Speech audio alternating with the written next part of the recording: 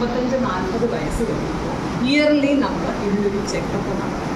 ആ ചെക്കപ്പ് നടത്തണം എന്ന് പറഞ്ഞാൽ എല്ലാ സബ് സെൻറ്റേഴ്സിൽ, ഹോസ്പിറ്റൽസിൽ എല്ലായിടത്തും നമുക്ക് ചെക്കപ്പ് ചെയ്യാനുള്ള ഇതുണ്ട്. അപ്പോൾ സ്ത്രീകൾക്കാണെങ്കിൽ പാപ്സ്മിയർ ടെസ്റ്റ് ചെയ്യാം, ബ്രസ്റ്റ് ക്യാൻസർ നോക്കാൻ വേണ്ടിയിട്ട് മാമോഗ്രാം എന്ന് പറഞ്ഞ ടെസ്റ്റ് ചെയ്യാം.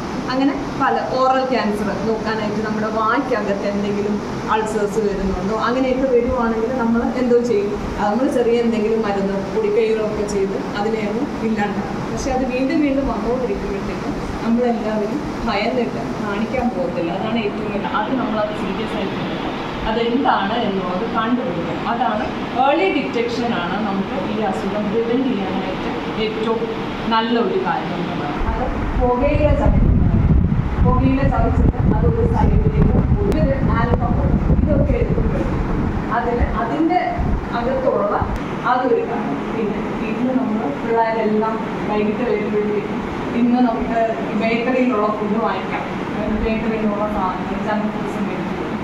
നിങ്ങളെല്ലാവരും ജങ്ക് ഫുഡ്സ് കഴിക്കാറില്ലേ? ഇല്ലേ? നമ്മുടെ ജങ്ക് ഫുഡ്സ് ആണ് മറ്റൊരു കാരണം.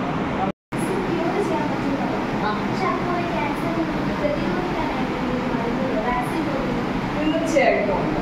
ഇപ്പോൾ സ്ത്രീകൾക്കും കൊച്ചുകുട്ടികൾക്കും 26 വയസ്സ് വരെ 9 വയസ്സ് മുതൽ 26 വയസ്സ് വരെയുള്ള പെൺകുട്ടികൾക്ക് ആൺകുട്ടി ആ വാക്സിൻ എടുത്തു കഴിഞ്ഞാൽ അത് എല്ലാ ക്യാൻസറും അല്ല, സെർവൈക്കൽ ക്യാൻസർ അത് നമുക്ക് ഇല്ലാതാക്കാൻ പറ്റും. അതുകൊണ്ട് 9 വയസ്സ് മുതൽ 14 വയസ്സ് വരെയാണെങ്കിൽ 2 ഡോസ് ഇഞ്ചക്ഷൻ എടുക്കാം.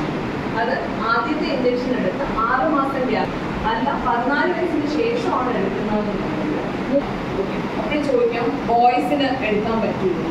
ബോയ്സിനും വാക്സിൻ ഉണ്ട്, പക്ഷേ ഗേൾസിൻ്റെ വാക്സിൻ്റെ അത്രയും ഒരു പ്രചാരം ബോയ്സിൻ്റെ വാക്സിൻ വന്നിട്ടില്ല. പക്ഷേ ഈവൻ ദോ ബോയ്സിനും വാക്സിൻ എടുക്കാൻ പറ്റും. അത് പ്രോസ്റ്റേറ്റ് ക്യാൻസർ, ജെനിറ്റൽ പാർട്ട് അങ്ങനെയുള്ള കുറച്ച് ഇല്ലാതാക്കാൻ വേണ്ടിയിട്ടാണ് ആ ഇഞ്ചക്ഷൻ. ഏതൊക്കെ ടൈപ്പ് ഓഫ് ക്യാൻസർ ഉണ്ട്?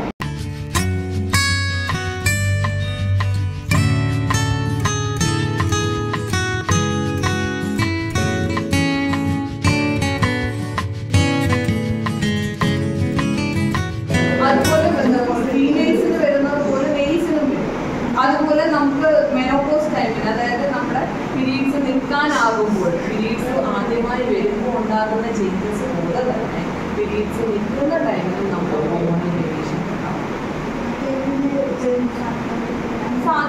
അപ്പോഴാണ് നമുക്ക് ഇത് അതിൻ്റെയാണോ ഇതിൻ്റെയാണോ എന്നുള്ളൊരു സംശയം വരുന്നത്. മനസ്സിലായില്ല? അതുകൊണ്ടാണ് പറയുന്നത് നമ്മുടെ 40 എബോ ആവുമ്പോൾ റെഗുലർ ആയിട്ട് മാറ്റുകയാണ്.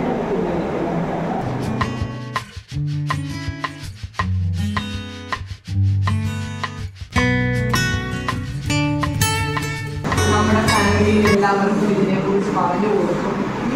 എന്ത് കാര്യമുണ്ടെങ്കിലും നമ്മൾ പാരൻസിനോട് പോയി പറയും. നമുക്ക് എന്തെങ്കിലും ഒരു ശരീരത്തിലെ ചേഞ്ചസ് ഉണ്ടെങ്കിൽ ഗോ ആൻഡ് ടെൽ ആ പാരൻസ്. ഓക്കെ, നിങ്ങളാണെങ്കിൽ നിങ്ങളുടെ കുട്ടികളെ വന്ന് പറയുമ്പോഴത്തേക്കും അത് നമ്മൾ നെഗറ്റീവായിട്ട് എടുക്കാതെ പോസിറ്റീവായിട്ട് എടുക്കാതെ എന്താണ് ഇങ്ങനെ വരാൻ ചാൻസ് ഉണ്ടല്ലോ എന്നുള്ള രീതിയിൽ.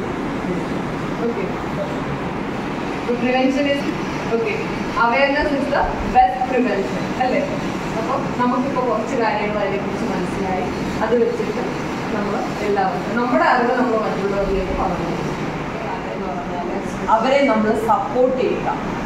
അവർക്ക് എത്രത്തോളം സപ്പോർട്ട് നമ്മൾ കൊടുക്കുന്നു, എത്രത്തോളം സ്നേഹം നമ്മൾ കൊടുക്കുന്നു, അപ്പോഴാണ് അവർക്ക് ആ അസുഖത്തിൽ നിന്ന് തിരിച്ചു വരാൻ പറ്റുന്നത്. അപ്പോൾ അവരിങ്ങനെ ഈ ബുദ്ധിമുട്ടുണ്ടായി, എനിക്ക് മുടി കൊഴിയുന്നുണ്ട്, അതൊക്കെ തിരിച്ചു വരൂ, ഇതൊക്കെ അവരുടെ സംശയമാണ്. ഈ മാഡം ദേ പറഞ്ഞു, ഈ മാഡത്തിൻ്റെ തലയിൽ നിറച്ച മുടിയുണ്ട് കണ്ടോ, അതൊന്നും ഒരു ഫാക്ടറല്ല. അങ്ങനെ പോകുമെന്ന് വിചാരിച്ചിട്ട് ചിലർ ട്രീറ്റ്മെൻറ്റിന് പോയിട്ടില്ല. അല്ലെങ്കിൽ കീമോതെറാപ്പി എടുക്കുമ്പോഴത്തേക്കും എൻ്റെ ടേസ്റ്റ് ബഡ്സ് എനിക്ക് ടേസ്റ്റ് ഒരു ഭക്ഷണം കഴിക്കുന്നതിന് ടേസ്റ്റ് ഉണ്ടാവത്തില്ല, എനിക്ക് ബ്ലഡ് വോമിറ്റിംഗ് ഉണ്ടാവും, എനിക്ക് ഭയങ്കര ക്ഷീണമാണ് എന്നൊക്കെ വിചാരിക്കേണ്ട കാര്യമില്ല. അപ്പോൾ അവരെ നമ്മൾ സപ്പോർട്ട് ചെയ്യുക, അതാണ് ഏറ്റവും കാര്യം. എല്ലാ ജീവിതങ്ങളും പെട്ടെന്ന് ഒരു അറസ്റ്റിലേക്ക് വരുന്ന രീതിയാണ്. ഓടി നടന്ന് ജോലി ചെയ്തുകൊണ്ടിരുന്ന വ്യക്തിയാണ് പെട്ടെന്ന് ഒരു അറസ്റ്റിലേക്ക് പോകുന്നത് അല്ലേ? അപ്പോൾ അവരെ നമ്മൾ എത്രത്തോളം സപ്പോർട്ട് ചെയ്യുന്നു, എത്രത്തോളം സ്നേഹം കൊടുക്കുന്നു, എത്രത്തോളം അഫെക്ഷൻ അവർക്ക് കൊടുക്കുന്നു എന്നെങ്കിൽ അവരെ എന്തായാലും പിടിച്ചു. അവരുടെ മനസ്സിലൊരു കറേജ് ഉണ്ടെന്നുണ്ടെങ്കിൽ എല്ലാ കാര്യവും നല്ലതായിട്ട് ഞാൻ തിരിച്ചു വരും, ഞാൻ പൊരുതി ജയിക്കും, അങ്ങനെ തന്നെ വേണം. ക്യാൻസറിനെ ഞാൻ വെട്ടി മലർത്തും, അല്ലേ നിങ്ങളുടെ ഭാഷയിൽ പറഞ്ഞു കഴിഞ്ഞാൽ അങ്ങനെ തന്നെ പറയണം. ഓക്കെ,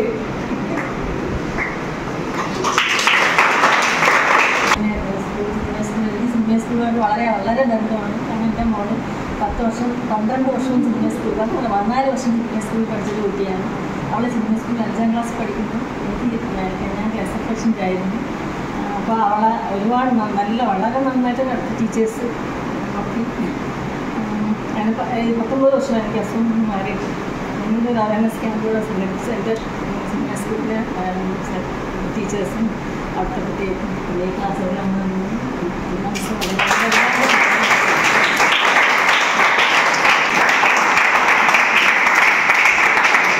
ഇങ്ങനെയുള്ള ഒരു ടോക്ക് നിങ്ങൾക്ക് തരാനായിട്ട്, ഈ കമ്മ്യൂണിറ്റിയിലുള്ളവർക്കും ഒരു അവയർനെസ് തരാനായിട്ട് എനിക്കൊരു അവസരം തന്നത് ഞാൻ കാട്ടാക്കട ചിന്മയ വിദ്യാലയത്തിൽ വളരെയധികം അതിൻ്റെ ഭാരവാഹികൾക്കും അതിൻ്റെ പിന്നിൽ പ്രവർത്തിച്ച എല്ലാ ടീച്ചേഴ്സിനും പിന്നെ ഈ NSS കരയോഗം നമുക്ക് അവൈലബിൾ ആക്കി തന്നവർക്കും നിങ്ങൾക്ക് എല്ലാവർക്കും